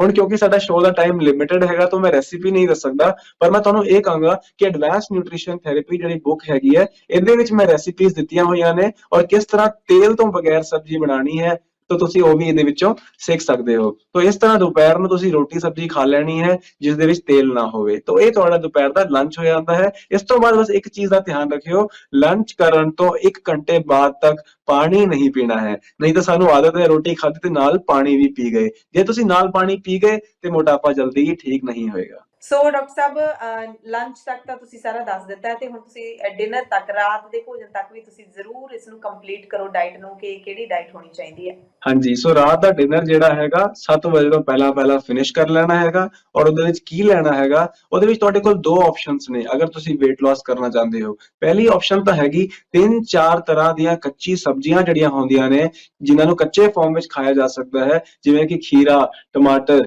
ਗਾਜਰ, ਮੂਲੀ ਜਾਂ ਹੋਰ ਕੋਈ ਵੀ ਤੁਸੀਂ ਜਿਹੜੀ ਕੱਚੀ ਸਬਜ਼ੀ ਲਾਈਕ ਕਰਦੇ ਹੋ, ਜਾਂ ਸਟੀਮ ਕਰਕੇ ਬਰੋਕਲੀ ਜਾਂ ਕਾਲੀਫਲਾਵਰ ਜੋ ਵੀ ਤੁਸੀਂ ਪਾਣਾ ਚਾਹੁੰਦੇ ਹੋ, ਇਹਨਾਂ ਨੂੰ ਕੱਚੇ ਫਾਰਮ ਵਿੱਚ ਖਾ ਸਕਦੇ ਹੋ। ਔਰ ਜਦ ਤੱਕ ਤੁਸੀਂ weight loss ਅਚੀਵ ਨਹੀਂ ਕਰ ਲੈਂਦੇ ਤਦ ਤੱਕ ਇਹਦੇ ਵਿੱਚ ਕੋਈ ਮਸਾਲੇ ਨਹੀਂ ਐਡ ਕਰਨੇ, ਜਾਂ ਚਾਟ ਮਸਾਲਾ ਜਾਂ ਫਿਰ ਨਮਕ ਜਾਂ ਕਾਲੀ ਮਿਰਚ, ਇਹ ਚੀਜ਼ਾਂ ਨਹੀਂ ਪਾਣੀਆਂ। ਇਹਨਾਂ ਨੂੰ ਜਿਵੇਂ ਹੈਗੇ ਨੇ ਉਸੇ ਤਰ੍ਹਾਂ ਖਾ ਲਵੋ। ਤਾਂ ਕਿੰਨਾ ਖਾ ਸਕਦੇ ਹੋ ਤੁਸੀਂ? ਅੱਧੇ ਕਿਲੋ ਤੱਕ ਖਾ ਸਕਦੇ ਹੋ, ਕੋਈ ਮਨਾਹੀ ਨਹੀਂ ਹੈ, ਲੇਕਿਨ ਹੋ ਸਕਦਾ ਹੈ ਕਿ 300 ਗ੍ਰਾਮ 350 ਗ੍ਰਾਮ ਖਾ ਕੇ ਵੀ ਤੁਹਾਡਾ ਪੇਟ ਭਰ ਜਾਵੇ। ਤਾਂ ਜੇ ਪੇਟ ਭਰ ਜਾਵੇ ਤੇ ਬਸ that is enough for you, ਉਨਾ ਹੀ ਖਾ ਕੇ ਤੁਸੀਂ ਸੋ ਸਕਦੇ ਹੋ। ਲੇਕਿਨ ਮੰਨ ਲਓ ਕਿ ਤੁਹਾਨੂੰ ਉਹਦੇ ਨਾਲ ਵੀ ਰੱਜ ਨਹੀਂ ਆਵੇ, ਤੁਹਾਨੂੰ ਹੋਰ ਭੁੱਖ ਲੱਗੇ, ਤੇ ਤੁਸੀਂ ਉਸ ਸਲਾਦ ਨੂੰ ਖਾਣ ਤੋਂ ਬਾਅਦ 1 ਕਟੋਰੀ ਟਮਾਟਰ ਦਾ ਸੂਪ ਬਣਾ ਕੇ ਪੀ ਸਕਦੇ ਹੋ। ਔਰ ਸੂਪ ਦੀ ਰੈਸਿਪੀ ਵੀ ਮੈਂ ਬੁੱਕ ਦੇ ਵਿੱਚ ਪਾਈ ਹੈ, ਕਿਉਂਕਿ ਹੁਣ ਰੈਸਿਪੀ ਨਹੀਂ ਦੱਸ ਸਕਦੇ, ਟਾਈਮ ਥੋੜਾ ਜਿਹਾ ਸ਼ਾਰਟ ਹੈਗਾ। तो इस तरह ਤੁਸੀਂ ਰਾਤ ਦਾ ਡਿਨਰ ਕਰਨਾ ਹੈ, ਪਹਿਲਾਂ ਸਲਾਦ ਖਾਣਾ ਹੈ, ਔਰ ਅਗਰ ਸਲਾਦ ਨਾਲ ਹੀ ਪੇਟ ਭਰ ਗਿਆ ਤਾਂ ਬਸ, ਨਹੀਂ ਤਾਂ ਅਗਰ ਹੋਰ ਭੁੱਖ ਲੱਗ ਰਹੀ ਹੈ ਤਾਂ ਇੱਕ ਕਟੋਰੀ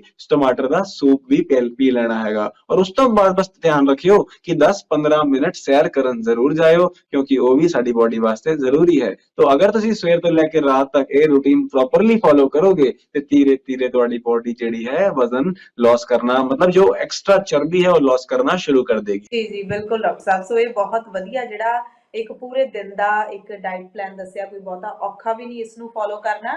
ਉਹੀ ਜਿਹੜੀ ਗੱਲ ਆਪਾਂ ਸ਼ੁਰੂਆਤ ਦੇ ਵਿੱਚ ਕਰਦੇ ਹੁੰਦੇ ਆ ਕਿ ਸਾਡੇ ਕੋਲ ਹੀ ਸਾਡੇ ਸਰੀਰ ਨਾਲ ਜੁੜੀ ਹਰ ਸਮੱਸਿਆ ਦਾ ਹੱਲ ਹੁੰਦਾ ਹੈ। ਹਾਲਾਂਕਿ ਬਹੁਤ ਵੱਡੀਆਂ ਬਿਮਾਰੀਆਂ ਦੁਨੀਆ ਦੇ ਵਿੱਚ ਆ ਗਈਆਂ ਨੇ। ਅਸੀਂ ਇਹ ਨਹੀਂ ਕਹਿੰਦੇ ਕਿ ਤੁਸੀਂ ਡਾਕਟਰਾਂ ਦੇ ਕੋਲ ਨਹੀਂ ਜਾਣਾ, ਤੁਸੀਂ ਡਾਕਟਰਾਂ ਦਾ ਬਾਈਕਾਟ ਕਰ ਦਿਓ, ਬਿਲਕੁਲ ਸਾਡਾ ਅਜਿਹਾ ਕੋਈ ਮਕਸਦ ਨਹੀਂ ਹੈ। ਸਿਰਫ ਇੰਨਾ ਕੁ ਹੈ ਕਿ ਜੇ ਆਪਣੀ ਡਾਈਟ ਵਧੀਆ ਹੋਵੇ, ਬਹੁਤ ਹੀ ਚੰਗੀ ਡਾਈਟ ਹੋਵੇ, ਸਾਡੀ ਕੁਦਰਤੀ ਭੋਜਨ ਅਸੀਂ ਖਾਈਏ ਤਾਂ ਸਾਨੂੰ ਵੱਡੀਆਂ ਬਿਮਾਰੀਆਂ ਲੱਗਣਗੀਆਂ ਹੀ ਨਹੀਂ। ਜਾਣੇ ਅਣਜਾਣੇ ਦੇ ਵਿੱਚ ਅਸੀਂ ਇਹ ਸਾਰਾ ਕੁਝ ਕਰਦੇ ਹਾਂ, ਕੋਈ ਵੀ ਜਾਣ ਬੁੱਝ ਕੇ ਆਪਦੇ ਲਈ ਬਿਮਾਰੀ ਹੈ ਜਿਹੜੀ ਉਹ ਮੁੱਲ ਨਹੀਂ ਲੈਂਦਾ। ਸੋ ਸਾਡਾ ਜਿਹੜਾ ਇੱਕ ਮਕਸਦ ਹੈ ਸ਼ੋਅ ਕਰਨ ਦਾ ਇਹੀ ਹੈ ਕਿ ਆਪਾਂ ਸਾਰੇ ਤੰਦਰੁਸਤ ਰਹੀਏ, ਚੰਗਾ ਭੋਜਨ ਖਾਈਏ ਅਤੇ ਚੰਗਾ ਭੋਜਨ ਹੀ ਦੂਸਰਿਆਂ ਦੇ ਲਈ ਪਰੋਸੀਏ, ਦੂਸਰਿਆਂ ਦੇ ਲਈ ਸੁਝਾਈਏ। ਸੋ ਡਾਕਟਰ ਕਮਲਪ੍ਰੀਤ ਸਿੰਘ ਨੇ ਸਾਨੂੰ ਬੜੀ ਚੰਗੀ ਜਾਣਕਾਰੀ ਦਿੱਤੀ ਹੈ। ਅਗਲੇ ਐਪੀਸੋਡ ਦੇ ਵਿੱਚ ਜਲਦੀ ਮਿਲਣ ਦੀ ਆਸ ਕਰਾਂਗੇ ਇੱਕ ਨਵੇਂ ਵਿਸ਼ੇ ਦੇ ਨਾਲ, ਇੱਕ ਨਵੀਂ ਸਿਹਤ ਸਮੱਸਿਆ ਦੇ ਨਾਲ ਜੁੜੀ ਹੋਈ ਚੰਗੀ ਡਾਈਟ ਦੇ ਨਾਲ। ਡਾਕਟਰ ਕਮਲਪ੍ਰੀਤ ਜੀ, ਬਹੁਤ ਬਹੁਤ ਧੰਨਵਾਦ ਤੁਹਾਡਾ ਇਸ ਖਾਸ ਪ੍ਰੋਗਰਾਮ ਦੇ ਵਿੱਚ ਜੁੜਨ ਦੇ ਲਈ, ਤੇ ਸਾਡੇ ਸਾਰੇ ਦਰਸ਼ਕਾਂ ਦਾ ਵੀ ਬਹੁਤ ਧੰਨਵਾਦ। ਸਤਿ ਸ਼੍ਰੀ ਅਕਾਲ। सत श्री अकाल। Thank you so much for having me.